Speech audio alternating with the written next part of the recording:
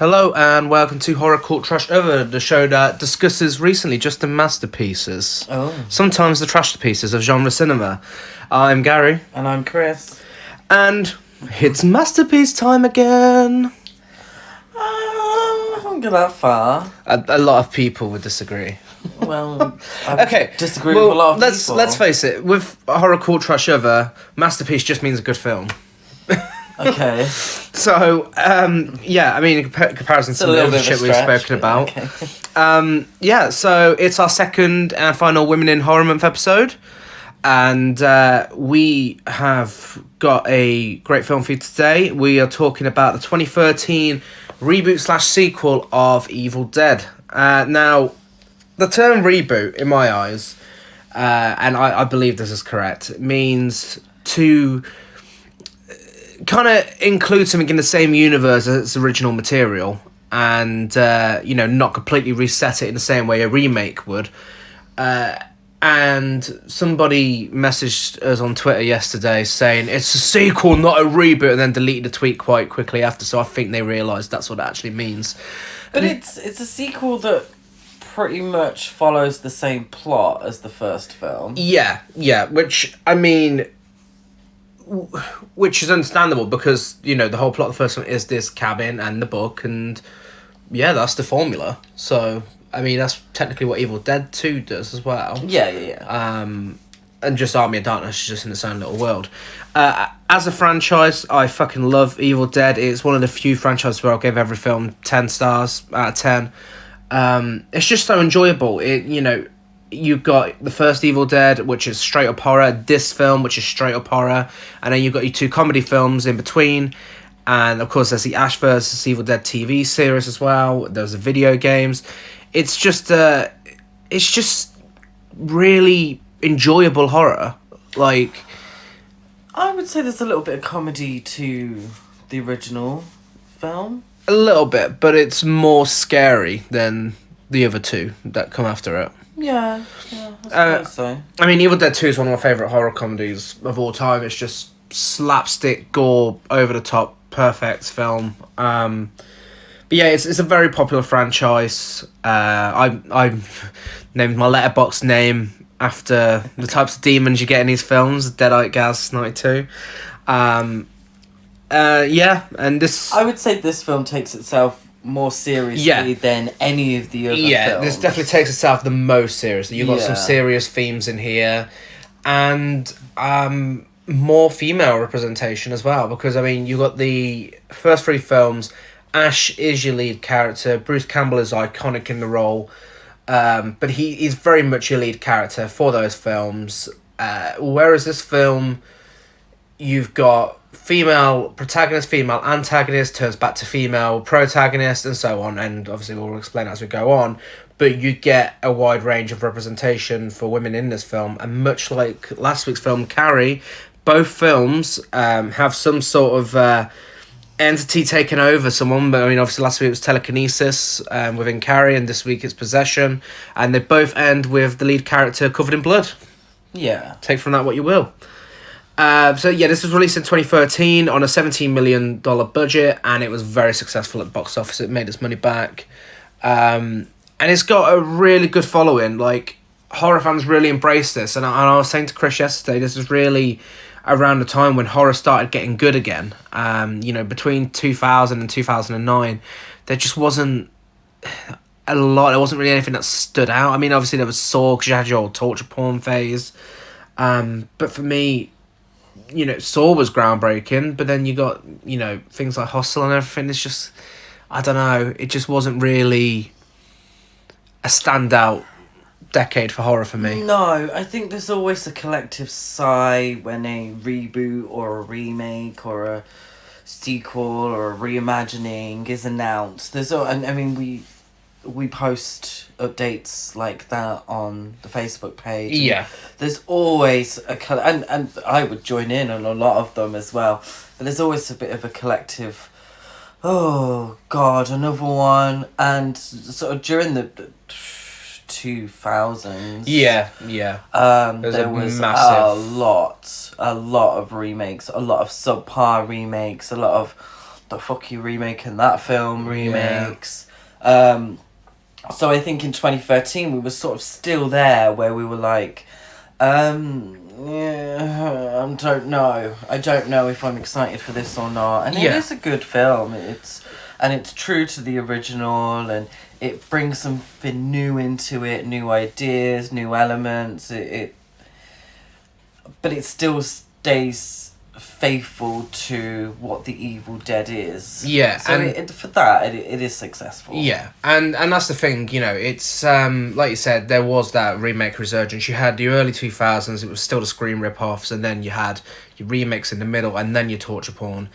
And then this goes into the whole, you know, more well-made films, because, I mean, this is practical effects all the way through. Like, you get 1 or 2 CGI scenes, but then you get practical effects all the way through. So this is kind of in a stage when, you know, Cabin in the Woods was released just before this. This is when you were getting your love letter to older horror films. Yeah, I don't think this film is as clever as the others. You look at a film like Hereditary, which is... Oh, yeah, it's definitely evolved since this. Yeah. If you took out... we're building up to this point where you have Hereditary and Midsommar and Us and Get Out, and we're building up to that, and this is one of the films that sort of started. It took itself very seriously, and it was, you know, brought some proper themes into it. Did it fully encompass, you know, these themes? No, not really. But it did well. It did well. Yeah, and a lot of people assumed when it was announced and it had the same title and everything, you saw the trailer, everybody assumed that it was a straight up remake of The Evil Dead. You know, no one really assumed it was going to be a sort of distant sequel, which brings me to the trivia. The original plan was to have a sequel to Army of Darkness, a sequel to this, and then there was going to be one film where it was a team up between Ash and Mia, the lead character from this. And there is, you know, there's still a sequel, and there's going to be a new Evil Dead film later on this year, so hopefully they still go ahead with that plan. But this is very much a sequel / soft reboot. There was 70,000 gallons of blood used in this film, fake blood. Yeah, you can tell. 50,000 of that was in the final scene. There we go. It rained, didn't it? Yeah. 95% of this film was shot in order, and the first letters of all the main characters' names spells demon. There we go. If you put it together. Fede Alvarez, the director, has a background with more CGI orientated films, but he decided to use practical effects in this as a tribute to Sam Raimi. Makes sense. Yes, and it really works so much better for the film. It really does. I mean, imagine this was CGI. It would have just been really corny. Yeah. The practical effects must have done something right, because it was actually banned in Ukraine. Okay. Yeah, so that matches the original's video nasty status, where that was banned. You don't really hear many films getting banned these days, unless it's like really nasty. Like, is it Serbian film? Yeah. Shit like that. I don't think even that was banned. Centipede the Human Centipede 2 was banned. Yeah. You know, ones that go too far. This is just a very bloody film, this film. Yeah, but you know what? For the year it was released, it is extremely violent. It is, but it's so over the top. Yeah. It's so... Yeah, like the original. And quite ridiculous. And the film does take itself a lot more seriously, but I feel like in the gore aspects, you know, there's a lot of over the top violence. That's where so over the top that it does sort of become slightly slapstick. Yeah, which lends itself to the original trilogy. Yeah, exactly. It actually originally had an NC-17 in America, which producer Sam Raimi, who directed the original trilogy, he and Fede Alvarez are actually fine with that. They wanted it to have the NC-17, but the studio was like, no, you're not releasing an NC-17 film. It's a death curse. Yeah. So they made them cut it down to an R. There is, funny enough, there is an extended version of this that has now been released on Blu-ray everywhere other than the UK. But Studio Canal, the studio that released this, accidentally provided Channel 4 with that version, the UK TV channel, so they accidentally showed it one day. Oh, wow. Yeah, and so that's the only way UK fans got to see it. Fede Alvarez pitched this film to the studio as the audience watching something they're not supposed to watch. Okay. I think because of the over-top violence and I and see. such. Oh. So kind of like, you know, when you're first getting into horror and you're a kid and you're not really supposed to be watching something, and then... Oh, okay. Yeah. I see. Excuse me. Hence why they wanted an NC-17. Originally there was going to be a remake, and when it was in production in 2003, Ashton Kutcher and Marlon Wayans were considered for the role of Ash. How that could have worked. Yeah. Yeah. Ashton Kutcher? That probably would have come into the latter remake pile. Yeah. Where it's just sort of a real cheap rehash of the original film. It probably would have been. But, yeah, I think Ashton... I don't know. I haven't watched Ashton Kutcher very much. No. I don't know about him as Ash. He doesn't have the same charm as Bruce Campbell. Yeah. And really the main connection, other than the plot being the exact same, but with character-wise, is Mia and David are brother and sister, so were Ash and Cheryl in the original. Yes. So there's a few bits that are the same. Yeah. Like you said, the plot is very much... Yeah, the same. You know, the same. Apart from, you know, it's a little more serious. So, before we get into it, female representation, Mia. For me, it's interesting because she is, through a lot of the film, the Cheryl of the original film. Yeah. So she is the sister. She's a little more well-rounded. Cheryl in the original was a little, just sort of seen as uptight. Yeah. And then that was sort of her character trait, whereas Mia has been through a lot. She's a recovering drug addict. That's the reason they're at the cabin. So she's multifaceted. She's a little more interesting. She's more sympathetic than Cheryl was. She's sort of treated the same as Cheryl through a lot of the film, really, until the very end.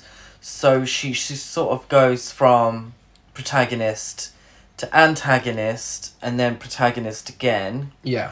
I think it's interesting. People say, oh, well, she's the female Ash. Well, I don't feel like she was. She's not, no. I don't feel like she was because David was Ash. Yeah, and David was our guy who we thought was going to save the day. Yeah. You know, throughout the film until the end. So, as it was interesting to have Mia be the focal point at the end. It was, you know, and to be our final girl.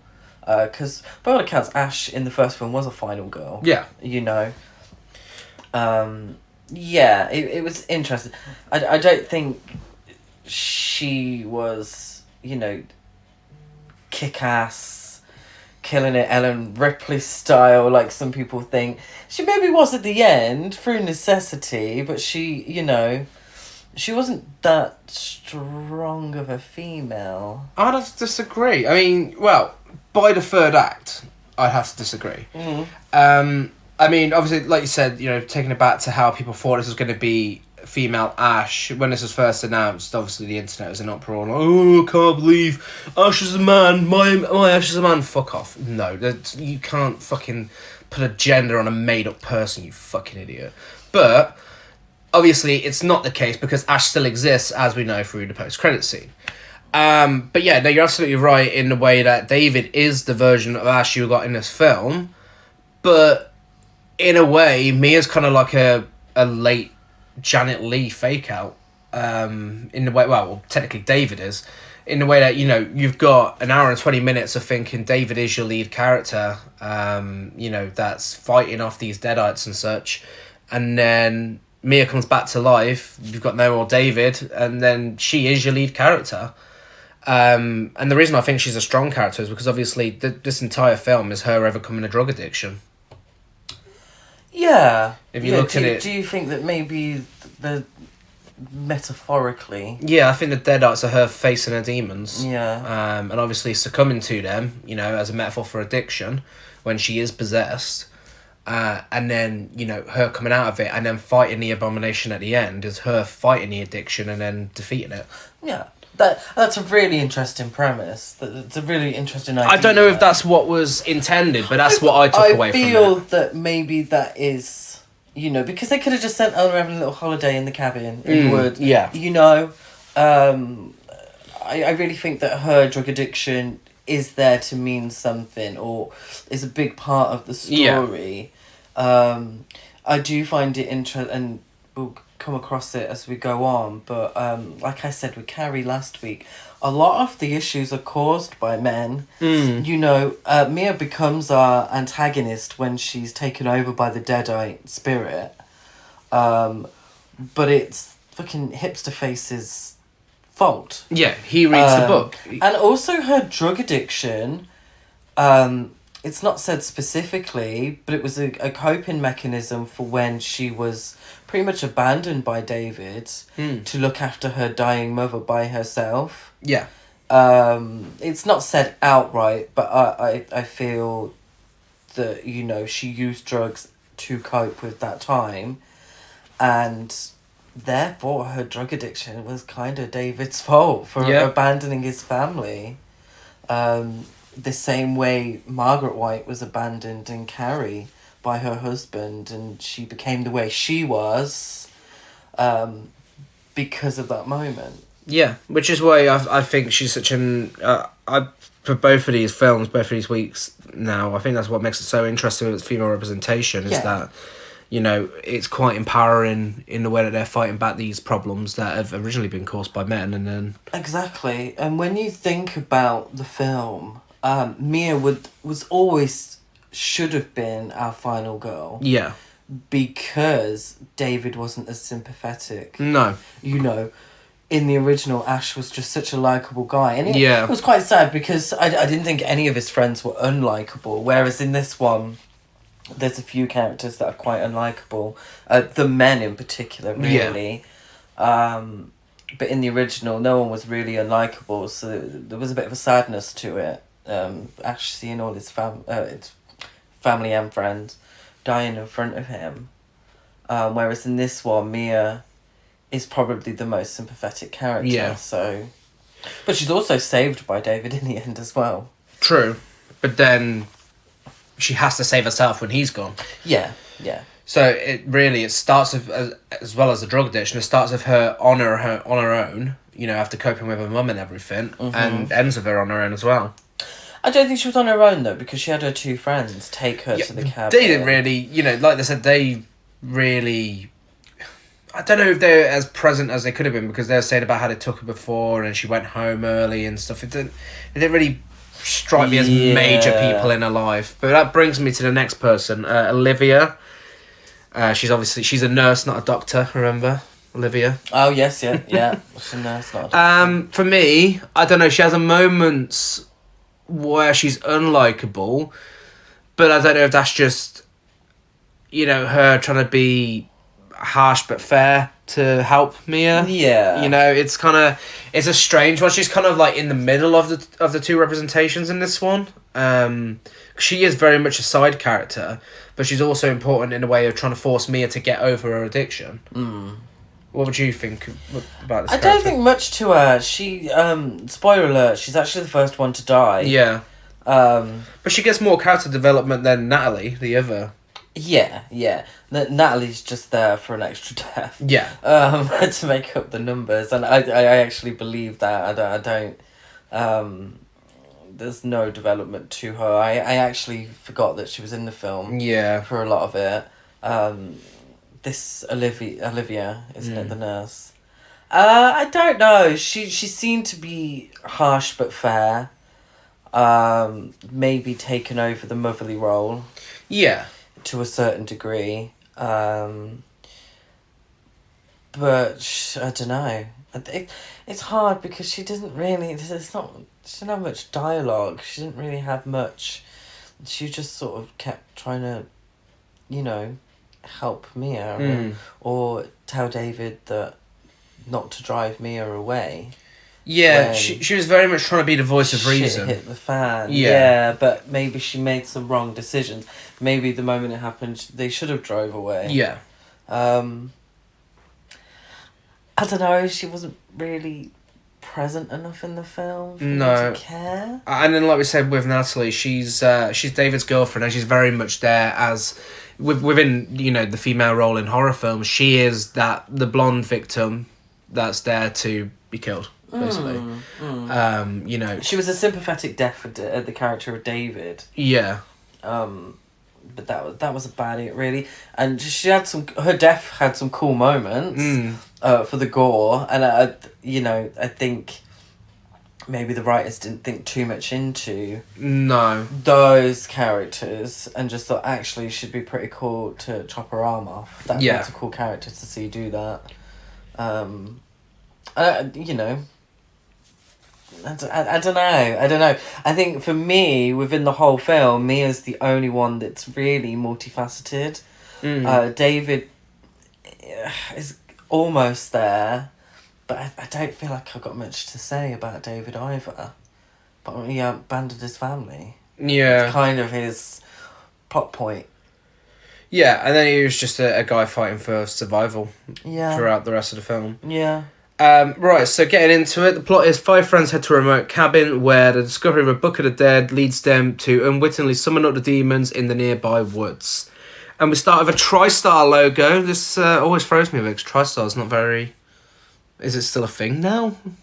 TriStar? I just remember it from the 90s. No, I think TriStar's still a thing. Okay. Must be. We see a woman covered in blood walking around the woods, and she's knocked out by someone who says, "Top the bitch." Great start for a woman in horror representation episode. Top the bitch. Yeah. So she's tied up in a basement. There's cats hanging everywhere. There's really strange looking people standing around.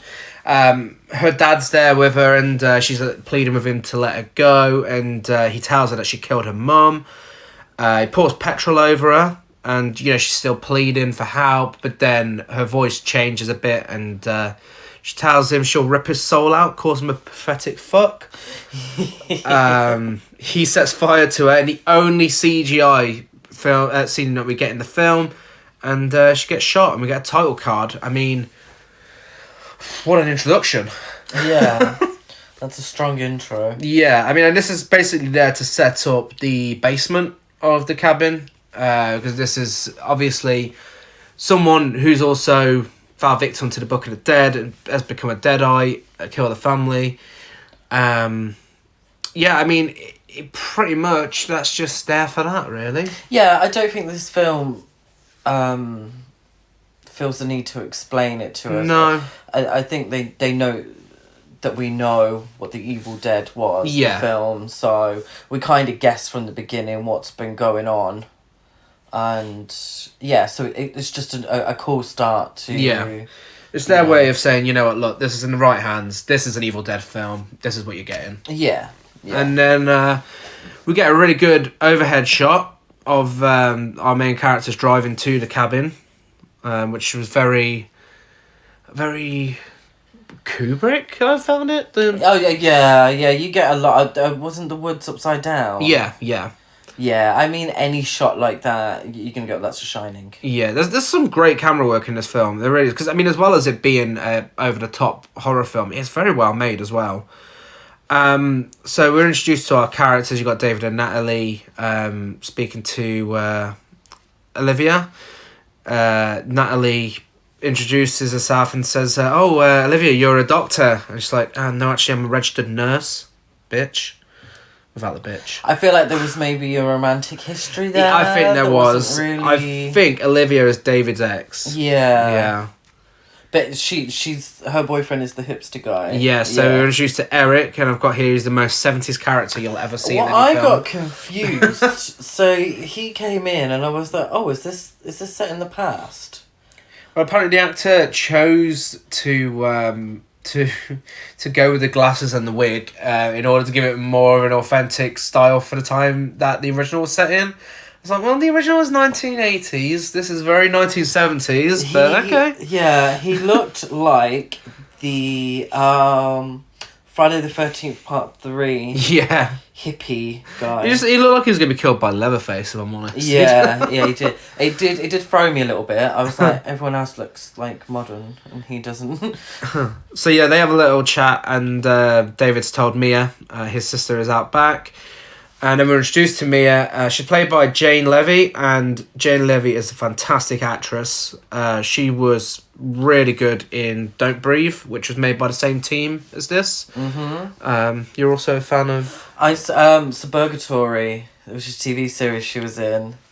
I used to really enjoy it. It's a comedy. It's not horror. But yeah, I always used to really enjoy watching that. She doesn't seem to be enough these days. I think... Is she not doing much? I kind of feel like Don't Breathe might have been the last film I've seen her in. That was a long time ago. Especially she doesn't want to get typecast in... No. But it's the same director, isn't it? That was the exact same team. Yeah, so Don't Breathe. Like Sam Raimi, Fede Alvarez. They must have really enjoyed having her... Yeah. On this or really enjoyed her work, which is nice. Yeah, and again, she plays a very strong female lead with family troubles in Don't Breathe as well. So like you said, I mean, it could be easy for her to be typecast, considering that's two roles the same, but obviously from the same team making the film as well. But I do hope she comes back for another Evil Dead film. Are you looking at her filmography? Yeah, well, no, I'm just looking... She's actually in a TV series at the moment, so okay. it's Extraordinary Playlist. Oh. Well, it's not actually started yet, but she is the lead in it, and it's a musical comedy. Good. So that sounds good. Yeah, so we might have to watch that. Yes. Because she's quite a likable actress.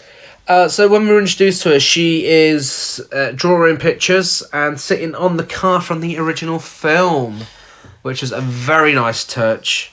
Because as we all know, this car is in almost every Sam Raimi film. Was that car abandoned in the first Technically, film? I mean, they didn't... It was still outside the cabin, where it is in this. So maybe that's our first hint that this is a sequel. Yeah. We're then introduced to my favourite character in the film, Grandpa the dog. Yeah. Oh. We love dogs. This one is quite short-lived, sadly. David gives Mia a necklace and promises he'll stay with her throughout her what's the word for it? Rehabilitation? Rehabilitation, yeah. Essentially, she's going cold turkey. Yeah. And the best place to go cold turkey is in the middle of the woods where you can't run out and get... Yeah. And this is their family's old cabin, so, I mean, there's that question there as to whether it's, there's some relation to the original characters, because I believe that was their family's cabin as well, in the original film. Oh, potentially then. So that could be a good, plot point for when they do the team-up film, if they still do it.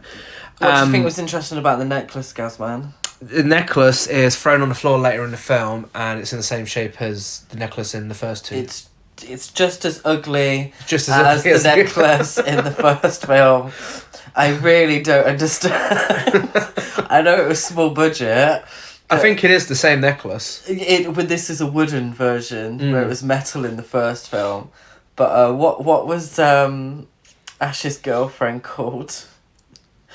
Forgive me, I can't remember her name in the first film, but when Ash gives it to her, she reacts as if it's like a fucking diamond ring, like from Tiffany's or something, and it's just like, it looks like a fucking magnifying glass on a necklace. But it's gotta look ugly, so when it's thrown on the floor, it could be in the shape of a skull. Yeah.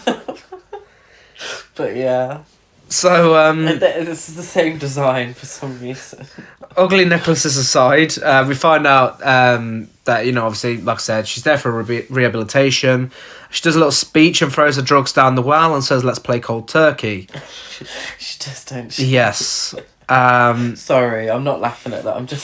It was just the scene was quite funny. I thought you were still thinking about necklace, to be honest. I'm still slightly thinking about that necklace. So she should have thrown the necklace down the fucking well. So they go to the cabin. It's already open. It's really, really run down. Shithole. Yeah, basically. So they have a conversation about a lullaby, which is actually quite important later on in the film. It's a lullaby that David and Mia's mum used to sing to him. And we're told that the lyrics are "Baby, little baby, time to say goodbye," I believe it was. Which I again, didn't write the lyrics down. Okay, well, we hear it later on, and anyway. And then this is when we get a bit of exposition about the background with Mia and David's mum. And when she was sick, she thought Mia was David, and she'd pretend that she was, just to keep her happy. And we find out David was a bit neglectful because of work, and Mia was always there for her. And yeah, and Mia says maybe you were lucky not to see her the way that I did. Yeah. Which is quite interesting. So, I'm assuming there was no dad on the scene either.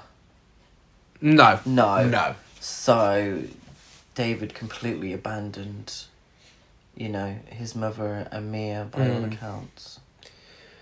Yeah, and I think this kind of gives you that emotional connection to Mia that you need for the rest of the film to be invested in her. Yeah, and sort of Mia taking on the role of David. Yeah, is also a little hint at what's to come in the film. Yeah, it's true. At the end, at their mother's end, Mia takes on that role. I mean, this film, like I said, is very much, and why I thought it was important to include it on Women in Horror Month is because it's women taking over the role of men. Yeah.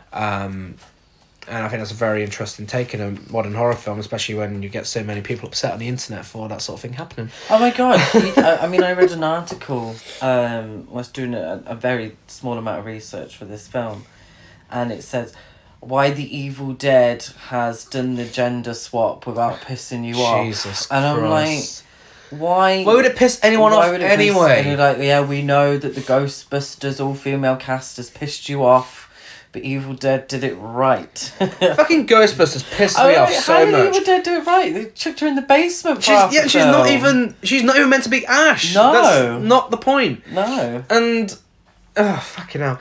And that's the thing, the fucking thing that pissed me off about Ghostbusters is that film is not that bad. Like, people really need to calm the fuck down. Just because Donald Trump released a video fucking ranting about how Ghostbusters being made with women doesn't mean you have to hate it with him. He's a piece of shit. Don't fucking try and copy him. Because that's basically what the whole of the internet did. Do you remember that video he released? It was like, and now they're making Ghostbusters with women. Oh, fuck off, you piece of shit. He's such a cunt. And he really is. I mean, his fucking recent comments about Parasite. Do you know what? I'm not going on this tangent. I'm going to leave it there. Ghostbusters, the female reboot, is not that bad. Don't at me. Is it that good? It's fine. It's absolutely fine. It's just entertaining. It's not a groundbreaking masterpiece, but it's not the worst film ever. Like, some people decided it was just from watching the fucking trailer. Give me a fucking break. Anyway, so, rant aside. So, Olivia reveals to David that Mia has done this before. She lasted 8 hours and quit, and she OD'd and nearly died. But she was defibrillated, is that the term? Yeah. Brought back to life, which is a little bit of foreshadowing for later in the film. Oh my god, such foreshadowing at the beginning. Yeah. Joe, I didn't even think about that. Uh-huh. Wow. And then, Olivia says if she does this again, she wants to go, then we're not taking her back.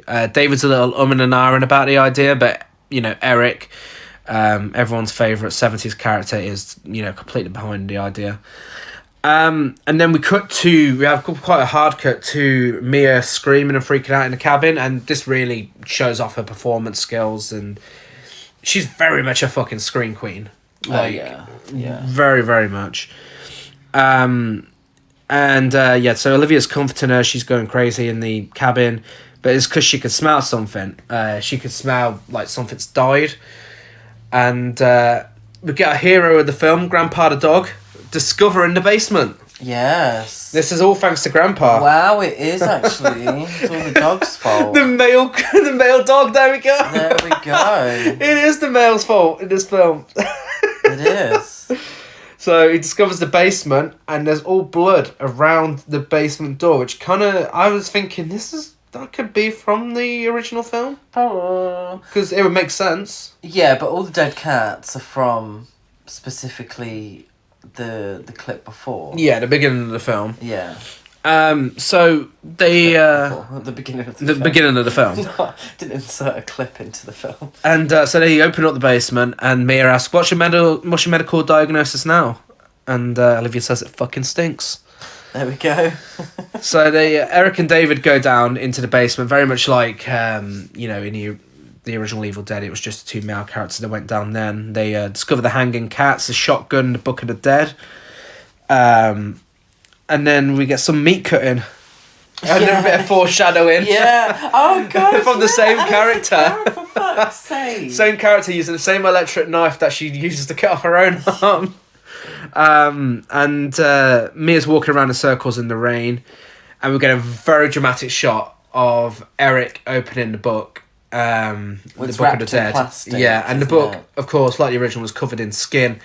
And I think the build up, the slow motion going up to Eric, and the dramatic moment of him opening the book is very much them saying, "Look, you've watched the original films, you know what shit's about to go down." Yeah, yeah, so, absolutely. Eric proceeds to read out the book. Eric represents every white person in a horror film. And he opens the book. It says on the first page, "Leave this book alone." Yeah. He continues flicking through it, cuts himself on the book, bleeds into it, and there's a warning saying, "Do not read this book." And he just decides to read it out for everyone. There's nobody even there. In a very cool scene though, because as he reads it, we get the Sam Raimi cam going through the words, and if you're not familiar, it's basically a camera going really fast through the words that kind of symbolises the demonic entity in this film coming to these people, and it's so cool. It's such a throwback to the original. It's amazing. And it's good for a low budget as It is very good for a low budget. Yeah, so it reaches Mia and she throws up. Do you think it went to Mia straight away? Yes. Because she was a damaged person. Yeah, and there's the whole thing in cinema history where demons prey on the weak. Yeah. And so I think that was very much intended. And like I said, I think it's also a symbol for her addiction in a way coming back, and that's her being possessed. And I think that's why it went straight to her. Uh-huh. So she sees like a Deadite version of herself in the... Yeah, but doesn't recognise it's her. That's why I got a little She confused. doesn't say, no. And there's part of me that's thinking, was it meant to be the girl from the start of the film? Yeah. Because, I mean, her and Mia look very much the same. Yeah, because she's... The Deadite is quite, like, pale, and the hair's, like, really dark, like, wet. Yeah. So it's difficult to tell who it was meant to be. If it was meant to be her, which I think it was... I think it was meant to be Mia, yeah. Then, obviously, we're seeing the two sides of Mia's personality. Yeah. So she sees her and then she starts gathering her things to leave. Sensible thinking. But obviously they think it's because she's trying to avoid going cold turkey. Mm-hmm. And now Eric and Olivia are telling her she's not leaving, and David is joining in with the idea as well. But she escapes through the window anyway and drives away. Deadite Mia appears in front of the car and causes it to crash into a pond nearby. Would you say it was a pond or a...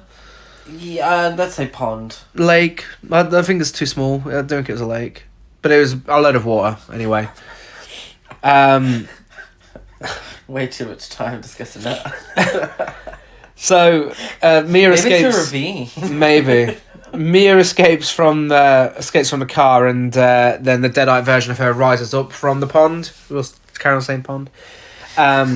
Mia runs away and falls into a thorn bush, and now we get a scene that is fucking just disturbing, because this is very much taken from the original. Yeah, so Mia's trying to escape, and this vision of herself causes her to crash. So I feel there's a little bit of... Don't bring the pond up again. Symbolism there. I'm not talking about the pond, but a little bit of symbolism there, you know.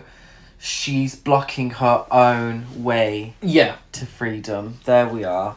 I don't know if that's the intention. No. I don't know. I've never heard the director speak of these things, but that's how I got it. So we know, and as fans of the original film, we know she's stuck there anyway. Yeah.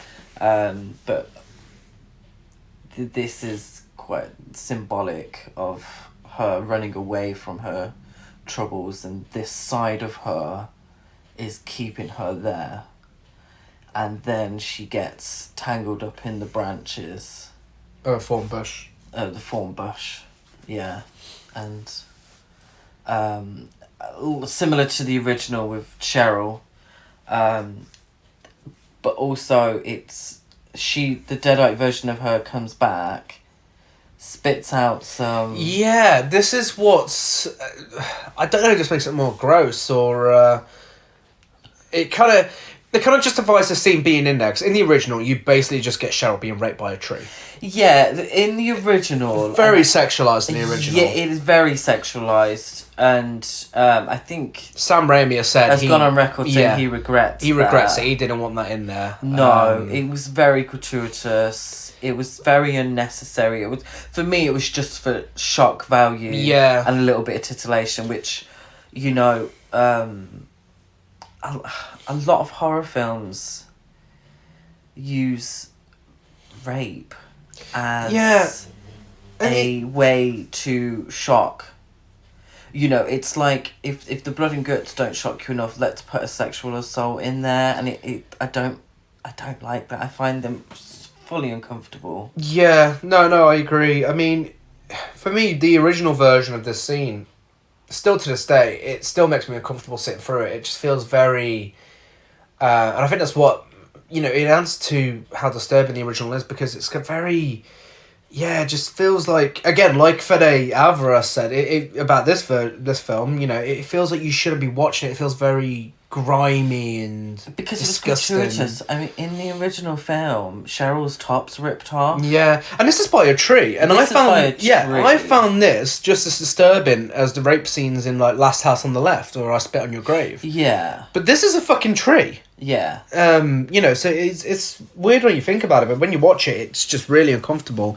Whereas this version, it's not so much looked at as a rape scene, I wouldn't say. I think it's a way of whatever entity fully entering her body. Yeah. I mean, it's very much... I think maybe they could have just went through, like, the map. They could have just had her, like, swallowing something, or... To be honest, that would have probably looked just as bad with the size of this branch. Yeah, I mean...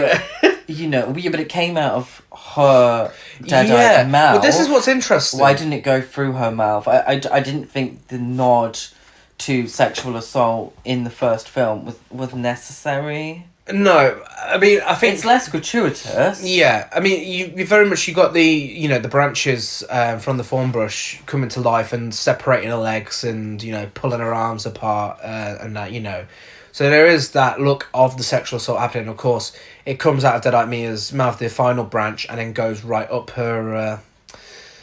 a skirt. A skirt, shall we say. Yeah. And, and then that's when the Deadite Mia starts screaming at the same time as Mia. That kind of gives you the indication that she's possessed from that moment.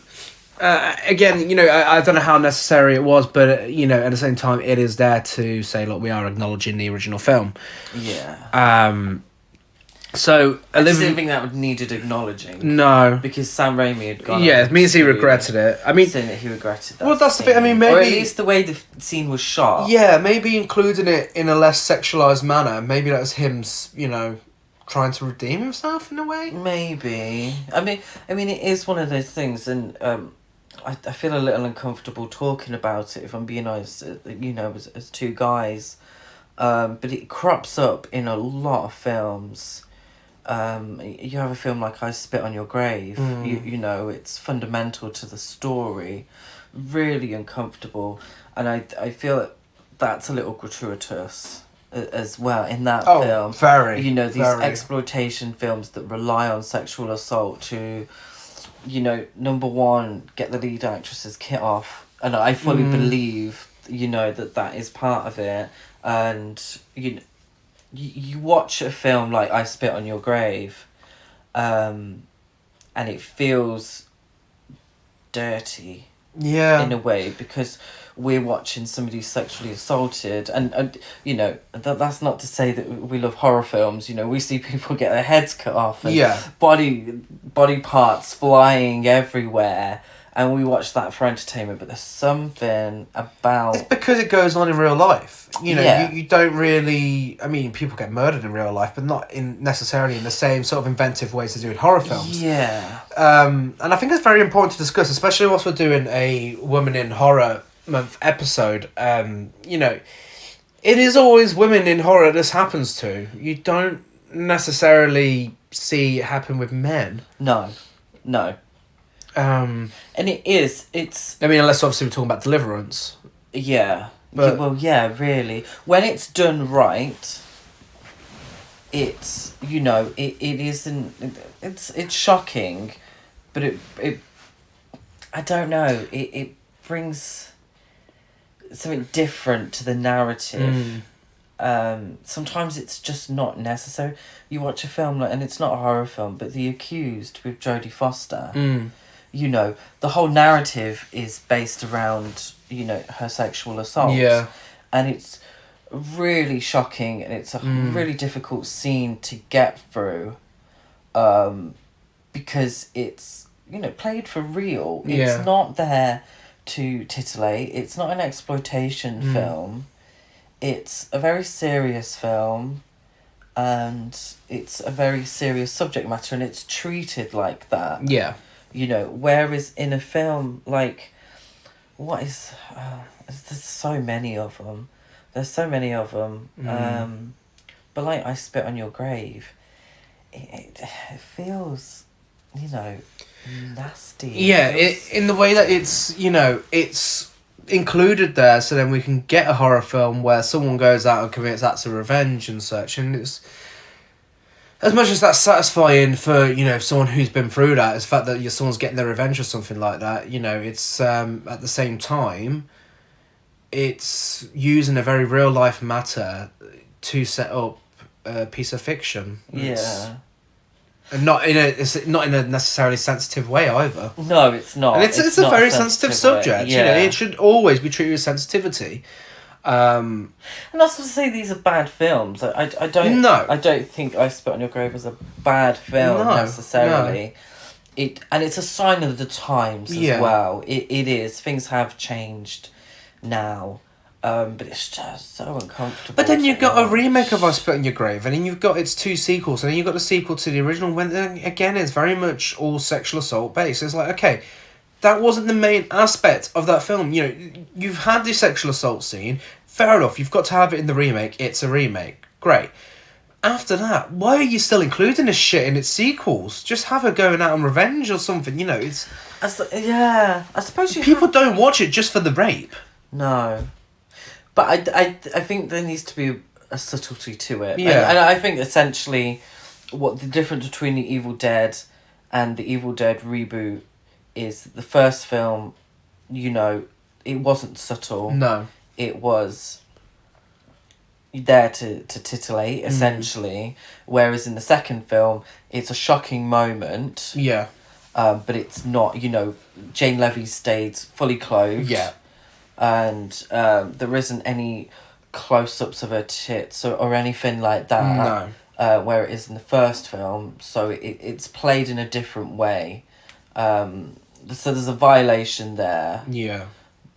And we're shocked by it, essentially. Yeah. I'm just not sure if it was necessary. It's not, you know, there's no sexualising of women in this film, which is something I noticed in, from around the time when this film was released. A lot of films since then, we've not really had much nudity, or in the same way we would still in the 2000s, still leading up to this, but you know, it's just not really related to this film, but in general, I've noticed a lot less of it. Because the morals are different now. Yeah. The horror films aren't necessarily morality tales. No, I think the most nudity I've seen in a horror film over the past few years or so is probably Midsummer, and that certainly was not sexualised. No, but they deal with other subject matter. Yeah. Whereas the horror films, particularly of the 80s, were morality tales. Yeah. You know, if you have sex before marriage, you will die. It's true. and in order for the audience to know you've had sex before marriage, you need to get your tits out. Yeah. You know. But so, Sorry. next scene, Olivia and David find Mia after the tree. Oh God, nearly choking now. After the tree incident, take her back to the cabin, and Olivia still won't let her leave. In fact, she says that she probably went into the thorn bush on purpose. And this is the moment where I question how much I really liked Olivia. I was like, oh, okay, you're being a bit over the top now because, you know, this girl's clearly going through a terrible time. Let her fucking leave. You know, Yeah. Either way, you know, you could do it again, whatever. But you know, do you really care about her well-being at this point? Maybe the cabin wasn't the best place to do it. No. You know, with such dangers around. Yeah. So David goes to see Mia, who's now in her room, just cowered up on a bunk bed on the bottom bunk. And again, you know, more fantastic acting from Jane Levy at this point.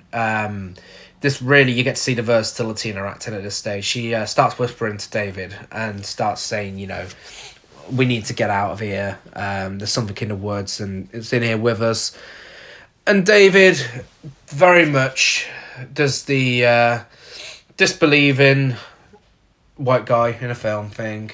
And he's like, oh, yeah, you know, it's all in your head. And he literally says the words, it's all in your head. And says, you know, you're thankless for being such arseholes. It's like, okay, how fucking stupid are you? Look at the state of her. This is clearly not because of her drugs. Yeah. Like, he's such a dumb character at this stage. And then he leaves her, and she sees Deadite Mia in the mirror, which again signals that this is the point she's at now. David then goes out to... Well, first of all, Eric is flicking through the Book of the Dead, and obviously she's told them what's happened, and exactly what's happened to her is pictured in the book. So he's started to notice similarities. As a white hipster man, doesn't decide to tell anyone. He doesn't need to tell anyone. No, just keep it to himself. David takes the cats down from the basement and goes outside to throw them in the bin, but finds Grandpa dead under the shed, and I was not okay with this. No, poor Grandpa. And what makes it even worse is, you know, I really liked Mia up until this point, and you get a flashback to her fucking going crazy, beating the dog to death with a hammer. No, is that not David's imagination? That's what I suppose. Oh, actually, I never thought about that. I thought that was David imagining what happened to the dog. Oh, Because I don't see at what point Mia killed the dog. True. So I felt that like some sort of crazy entity killed the dog. And because there was it a hammer nearby, a bloodied hammer? There was a bloody hammer nearby, yeah. Yeah. I wasn't sure how Grandpa died, to be fair. And Okay. I'm not sure if the film tells I didn't us think about that. how Grandpa died. But he obviously automatically assumes that Mia did it. Yeah. So Mia was aware of Grandpa, the dog. Yeah. But it was David's dog that he brought with him. I think it was their family dog that he took over. So he stole the dog. Yeah, oh God, Jesus. Terrible character. Yeah. I was like, so he stole the dog. So he literally left his mother and sister to fend for themselves. Oh wow, what a piece of shit. So David goes back into the cabin to find Mia, and fucking hell, this is when it really ramps the horror up in this. Because this scene is probably the least graphic of all the scenes in this film, and it's still... Oh, it's an uncomfortable I could feel watch. it, like, almost. So Mia's in the shower, David goes to confront her, and she turns the shower up to the highest heat on there, and it's just, like, smouldering hot, like, blistering up on her. It's grim. It's fucking grim. She's not turned it up, though, has she? Yeah, she does it herself. She turns it up. Okay. And then you know for certain now she's definitely fucking possessed. So, so David uses his brain, puts her in a car and drives off. But at this stage, it's a bit too late for that now, because it started raining even worse than before. And in very much, again, in nod to the original, the bridge that they had to go over to get to the cabin is completely flooded. Yes. And there's no way out. And whilst Mia's like vomiting, she's foaming at the mouth. Foaming at the mouth, isn't she? Still, and these burns are developing even more. So they go back to the cabin, and everyone's panicking now. Eric's like, oh, maybe this isn't to do with the drugs. I was like, oh, no shit. Because, again, in the book... Maybe this is to do with this book I read. Maybe it's because in the book there's a woman pouring hot water over herself, very much like what just happened to Mia again. Olivia's like, these are like 3rd degree burns. This is, not right now. Oh, really? It's only took you to now? They said that, they were on about, they gave her a tranquilizer to put her out to sleep and hopefully that'll calm her down, but it doesn't work because Mia approaches them with a shotgun and she shoots David in the arm, and this just leads to the cabin going fucking crazy. She informs them that they're all going to die tonight. Yes, but before she does that, when the windows open, the drawers start opening and closing, the doors go crazy. You could slightly hear a voiceover saying, "One by one we will take you," and that's taken exactly from the original film. I see. It's the exact voice used from it. Oh, okay. So Mia says you're all going to die tonight and collapses, and so at that point, like, okay, we need to give her another tranquilizer, and so Olivia goes over to Mia. Mia vomits blood into Olivia's face. Yeah, but it was blood with like yellow bits. Yeah, it looked like it looked like vomit with blood. Yeah, ew, well, it was absolutely disgusting. So Eric then kicks Mia into the basement, locks her in there, very much like Cheryl in the original. Yeah. And I think that's when, the film's telling you this is what the setup is. If you're expecting it to be like the original, this is your Cheryl, David's your Ash. Yeah. Sorry that we gave you such a piece of shit as Ash. With that, So Olivia goes to get the tranquilizer, another one to put Mia to sleep. At this stage, they don't even care, if this puts her in a coma, they need to calm her down. So Olivia goes into the bathroom and the mirror that she opens slowly closes and she can see a Deadite version of herself in the mirror. It smashes and the book, Eric opens the book to some face cutting and, it doesn't go and warn her.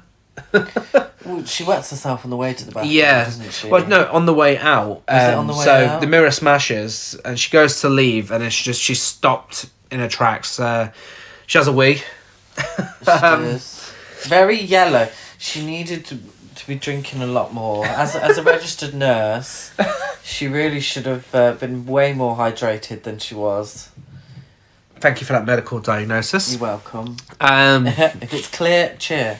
So, after this, Eric goes to investigate, and Olivia's back in the bathroom, and she's going to town on her own face with a piece of the glass from the mirror.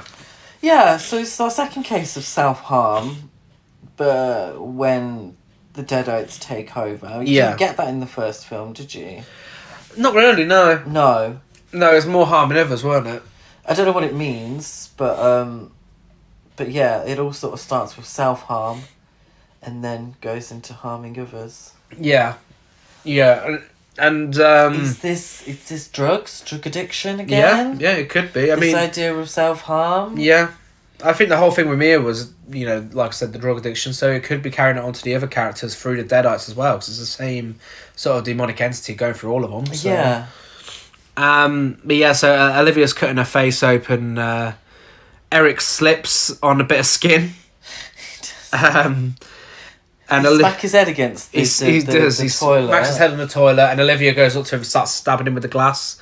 Oh, yeah, and a needle. And a needle right in the eye. Yeah. Ugh. I cannot take stuff like this. The practical effects were very good. The practical effects are incredible in this film. Like, the amount of effort that's gone into them were amazing. I mean, I can't watch pain to the eye, to fingernails, or the dick. Those are the three. Those are the three I can't stomach. And yeah, so he gets it in the eye. And so he managed to get her off him, and he pulls the needle out of the eye, which is just as graphic. Yeah. And then he bashes her brains in with a toilet lid. Yeah. And David and Natalie find him. Yeah, because Natalie's still in the film, by the way. Which one's Natalie? David's girlfriend. Oh, yeah. Blonde one. The blonde girl's still in the film. Forgot about her. And it takes all of what's just happened for Eric to tell David about the book. And he basically tells him he's the reason this is all happening. Yeah. You know, I read the book and now... No one blames him, though. No. No. No one seems to say, what the fuck were you doing with this stupid book? Yeah. Well, they're healing him in the garage. They're trying to patch up his wounds, and again, the practical effects are really showing off here. Like, there's a massive wound in his chest, and it looks far too real. Yeah. So Natalie goes to get some water and sugar to help him for his wound. Water and sugar? That's what they say. Get some water and sugar. Oh. Okay. You're going full on doctor today. Do you not think that'll work? I don't know. Water and sugar? I've never heard of that. Like, I've heard of, like, alcohol to clean the wound. Alright. Not water and sugar. So, when Natalie goes back, the basement door's open, and Mia starts talking to her in a normal voice, trying to convince her to go down to the basement. And because of the type of character Natalie is, she goes down to the basement. I'm sorry, what kind of character is Natalie? A blonde victim in a horror film. There we go. So, she...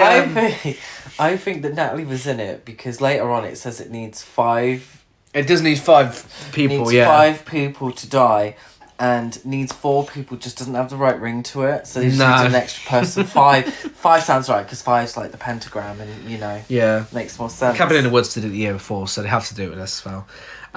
So she goes down to the basement to see Mia, and Mia's obviously still possessed, and Natalie tries to escape. She's dragged back down to the basement, and fucking hell, the violence has ramped up even more in this scene. And this is the scene where I'm like, okay, this is why it was banned in Ukraine, clearly. This, for me, is the scene where it becomes almost slapstick. Yeah, but again, there's a little bit of implied sexual assault. Because Mia starts licking in between Natalie's legs. She's definitely going towards a certain area. I see. She's definitely going towards there, and Natalie threatens her with a... Is it a Stanley knife, do we call these in the UK? Yeah, we do, yeah. She threatens her with this knife, and Mia's not really bothered about that. She tells her she can smell her filthy soul, and she bites Natalie, and then takes the knife off her, and cuts her tongue in half. Yeah. That's gruesome. Again. That made me wince. Practical effects on absolute top form. Yeah, they are, yeah. actually. Because even after she cuts the tongue's still wiggling and everything.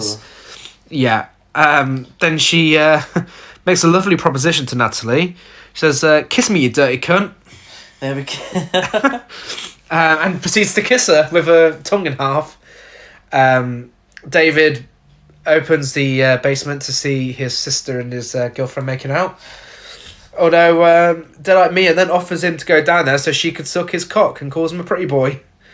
And again, back to the sexual assault thing, he says, Mia? And she's like, no, your sister's being raped in hell. Oh. It's a very demon thing to say, isn't it? Yeah, and it is. And it is, you know, that I hate to go on about it. But, you know, sexual assault is a horrible thing. And so why wouldn't a demon say that? And that goes back to the days of The Exorcist. Yeah. There's very much a lot of dialogue you wouldn't be surprised to hear in The Exorcist. Yeah. But yeah, that entire 5 minutes from, or if it's even 5 minutes, it felt like 5 minutes of Natalie going back, the whole basement thing and the licking of the leg and using the word cunt and everything. That was like 5 minutes of pure shock and horror. Very Exorcist. Yeah, and it's not something you'd necessarily see in a film in 2013. You had your torture porn just before that, and it just wasn't very. When I saw it in the cinema, I was genuinely shocked. I couldn't believe what I was seeing in 2013. If if it's a film that was made in the 80s, I wouldn't have been so shocked. But yeah, it was something different. But yeah, so Mia's locked back in the basement, this time with chains, like the original. And Eric's trying to burn the book, but it won't burn. and gives some exposition about the book. It says, once it has 5 souls, the abomination will rise. Good job Natalie's there. I know, yeah. So, you really enjoyed this scene. Natalie starts running her hand under a tap and starts squeezing some pus out of her hand. I actually found it quite, what's the word? Satisfying? Satisfying, actually. It looked fucking disgusting. If you're a fan of Dr. Pimple Popper, then this might be the scene for you. Yeah, she's popping some demon out of her. Jeez. And this is cut in between Eric saying we're going to have to kill Mia and David not being the biggest fan of this idea. But then we see that Natalie's hand is very much Ash demon infected from Evil Dead 2. But less comedic. Mia's looking up from the basement. Now, originally, this had a scene that was in the trailer of her doing the whole "We're Gonna Get You, Not Another Peep" song from the original. That's in the extended version. But yeah, in this version, Mia's like, "Don't you do it, you little bitch!" She's like, "Fuck you." I know Natalie says that to Mia and gets the meat knife, the electric meat knife, and cuts her arm off. Yeah, in so much detail, like. I don't know how this was kept in with this much detail. Yeah, it's gruesome. It's so graphic. And it's obviously a nod to Ash. Ash cutting off his own hand. An iconic scene in Evil Dead 2. Oh, another gender swap. Oh, yeah. Oh, she's trying to be Ash. Oh, no. It don't even work. At least it worked for Ash. Well, I mean, Ash cuts his hand off and then fights his hand. Natalie makes the power go off and tells David she feels much better now and her arm just falls off. So David tapes it up. But this is where I feel the slapstick comes the slapstick really comes in now. If that was a normal person, then they would have just been dead. Yeah. Probably right after the arm was cut off. It is over the top. The gore is very over the top. Like it was in the original. So I do think that brings a little bit of comedy, a little slapstick to it. Yeah, David proceeds to tape her arm up with some gaffer tape. Sugar and water. Sugar and water on it. And then we're told by Eric, the Deadite expert, that... it's just reminded me of something. On the Horror Show podcast, they used to have the Mangle expert, because in the Mangler, there's a guy in it that knew everything about a killer washing machine or whatever the fuck it was in that film. Not a washing machine. A Mangle? A Mangler. Yeah. Piece of machinery. Yeah, that's it. Yeah. And there's a guy in that film that knows everything about a possessed one of those. Eric is that guy in this film. He is a Deadite expert. Like, he reads one book, and he fucking knows it all, but he decides to keep it until it's too late. But this is... an interesting moment because this is when he says that whatever is inside Mia is the cause of all of this. Yeah, and he's like blaming her. Like, fuck you, bitch! Please, you're the cause of all. Actually, it's Grandpa.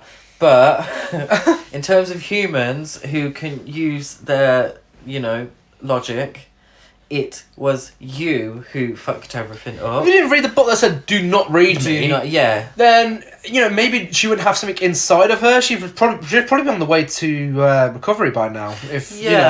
But at this remove the dead cats and she'd have been fine. At this point in the film, all your victims so far have been female. Yeah, but the cause of all of this, the two men. Are still... obviously one of them's been shot and the other one's been stabbed with a needle many times. It does make me laugh how much harm comes to Eric in this film before he actually dies. Yeah. He gets what he deserves for being such a fucking idiot, but... But, they've caused all of this, and yet they're not the victims yet. Yeah, and then we find out that, the 3 ways to kill a Deadite is alive, burial, bodily dismemberment, or purified by fire. But David reveals that his mum died in a mental hospital at this stage, which we didn't really know earlier on. We didn't know that's where she was. We thought she was just ill. They didn't really explain what was going on. And he thinks that's what's happening with Mia.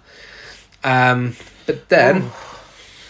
Not good representation. No, not very good. For these two characters. And that is why David does not deserve to be the Ash, does not deserve to be the final guy. Yeah. Because he isn't, No.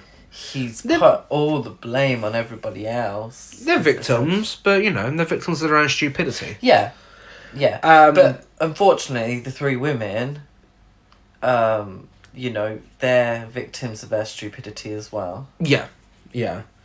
Not necessarily Mia. She's a victim of course. Of theirs. I thought you meant of their own stupidity. Not their own, no, you're right. Yeah. These two guys' stupidity. That's true. They're interrupted by Natalie, who's now a Deadite, and she has nails in her head. It's fucking gloriously over the top. It is. It is ridiculous. She's practically a Cenobite from Hellraiser at this stage. And again, that self-harm. For harming others. I mean, that was her cutting off her arm, but... yeah. And then she shoots herself in the face with some nails, but off screen. But then she starts shooting Eric with this nail gun. Eventually she runs out of nails on it, and Natalie then grabs a crowbar and starts hitting David with it. Eric comes back from his nail gun shooting, shoots her with the nail gun, which is now reloaded, and she starts hitting him. And again, fucking brutal scene, because he puts his hand up, and the way she hits him with the crowbar, the way they did the practical effects, it looks like she actually splits his hand in half. It is fucking gruesome. But then she lifts her arm up one more time to hit him again, but David shoots her with her arm off, and now she's harmless. Hey. Sorry guys, I've got to try and be funny. These are very serious episodes. So she goes up to David and says, "Why are you hurting me?" She's back to normal, Natalie, and dies. So then... there's not much to say about that. Her as a character, she was just... We don't care about her or David, so it doesn't really matter. Not really, she was just a Deadite fodder. And David's then like, I know what I've got to do. I've got to kill my sister. And he says, to Eric, we won't let you die. And I was like, well, at this point, the script's not letting you die. And Eric says, dying would be so bad right now, I just don't want to become the devil's bitch. Well, I mean, if you didn't read a book in the first place, that risk wouldn't be there, would it? Yeah. So David starts covering a cabin in petrol to burn Mia alive, but then she starts singing the lullaby from earlier in the film, and then he thinks back to a conversation they had about the defibrillating when she OD'd before, and comes up with an idea, which leads to a very Evil Dead 2-esque montage of him grabbing accessories from the the shed, including a shot to the chainsaw, which then lifts up and he doesn't grab it as a bit of a tease. So he heads down to the basement to go and find Mia, which is now flooded. I'm sure you've got something to say about that. I haven't got anything to say about the flooded basement. Anyway, so he goes down to there. Mia glides towards him in a very Army of Darkness-esque way. Oh, yeah.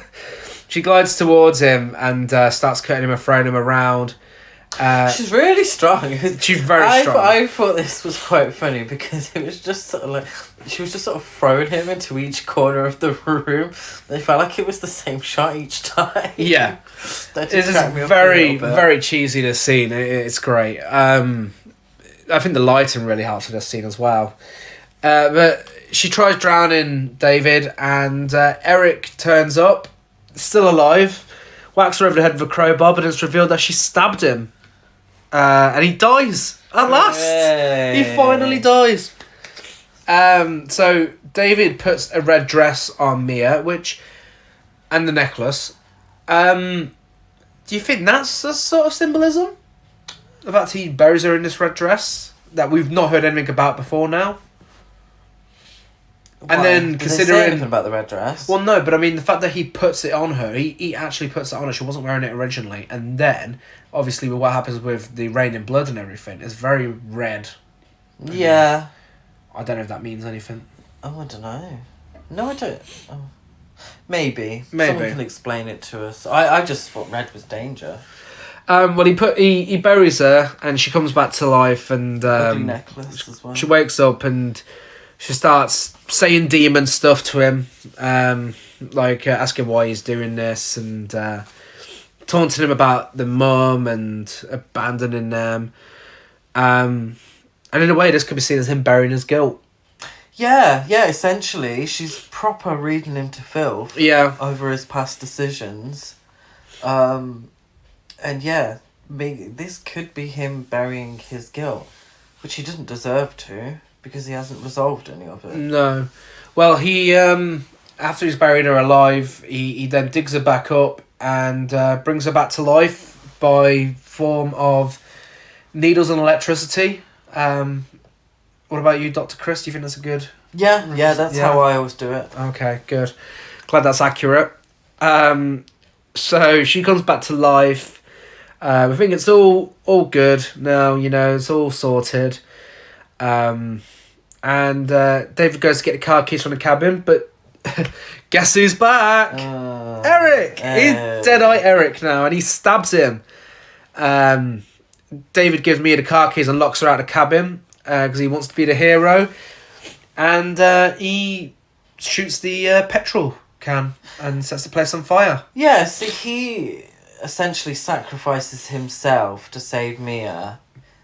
It's about fucking time. Well, yeah, because she sacrificed a lot because of him. Yeah. So this isn't... So maybe he was burying his guilt, but the guilt's always there. The only way for him to relieve himself is to make that ultimate sacrifice for Mia. Yeah. This gives the 5 corpses that the demon needs, and it starts raining blood. And from this blood rain comes the abomination rising up out of the ground. Who are the 5 corpses? Natalie, Olivia, David, Eric, and originally Mia. Yeah, but she's alive again. Yeah, but she died originally. So that's still what it needed. Oh! Yeah, so then that's what brings the abomination to life. And Grandpa as well. Does Grandpa count? I don't think so. I don't think Grandpa's counted. Yeah, so when it starts raining blood, she finds a necklace on the floor in the shape of a skull, like in the first 2 films. Chris is thrilled that the necklace is back. The abomination rises up, crawls after Mia. Mia crawls into the shed, grabs the chainsaw, and it's like, someone had to do it. When the abomination does rise up and grabs Mia's hand, it's very similar to last week's film. Yes. It's very, very Carrie-esque. I feel like there's a lot of... You can tell horror films that are made by fans of horror films. Yeah. Because there's always a little nod. I always find there's a little nod to other horror films. Yeah, definitely. Because someone like Wes Craven, you didn't really get that because he was never really a fan. He wasn't a fan of horror films. He didn't really want to make horror films. He made the films that people are making these nods to, so... Yeah. And he did a few. Obviously, Scream is massive, but that script was written by Kevin Williamson, wasn't it? Yeah, so it's a chase ensues between the abomination and Mia. Mia crawls into the side of the shed, and a scene that really fucking bothers me every time I see it is she gets a machete to the knee, and you can hear it scraping on her bone, and it's fucking grim. She gets it to the arm as well, and they get out of the shed. Mia crawls under the car, and she's got the chainsaw now, so she chainsaws the abomination's legs off. And this abomination is fucking strong and tips a car on her, and it falls on her arm. Yes. Which then leads to... I think this is the bit where, the film's like, okay, this is your Ash. This is your real Ash now. Yeah.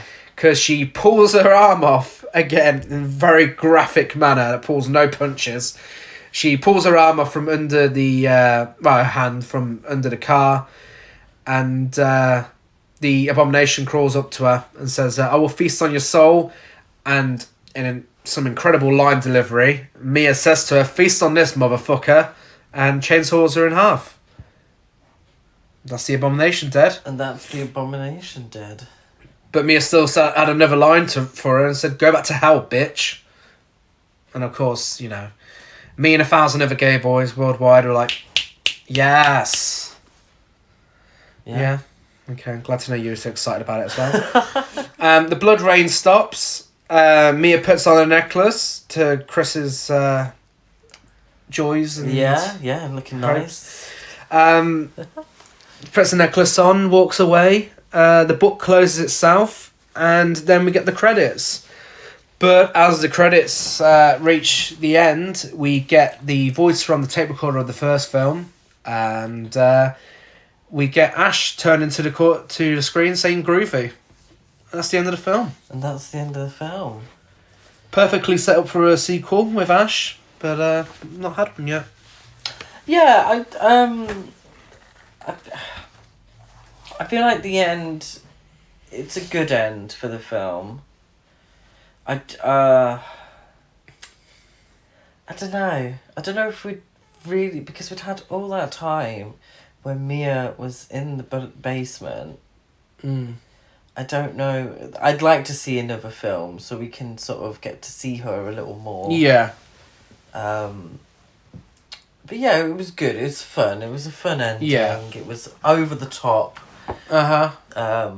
Which it should have been. And yeah. It's a fantastic film. I really, really love it. I know it's got a massive, massive following. So many horror fans love this film.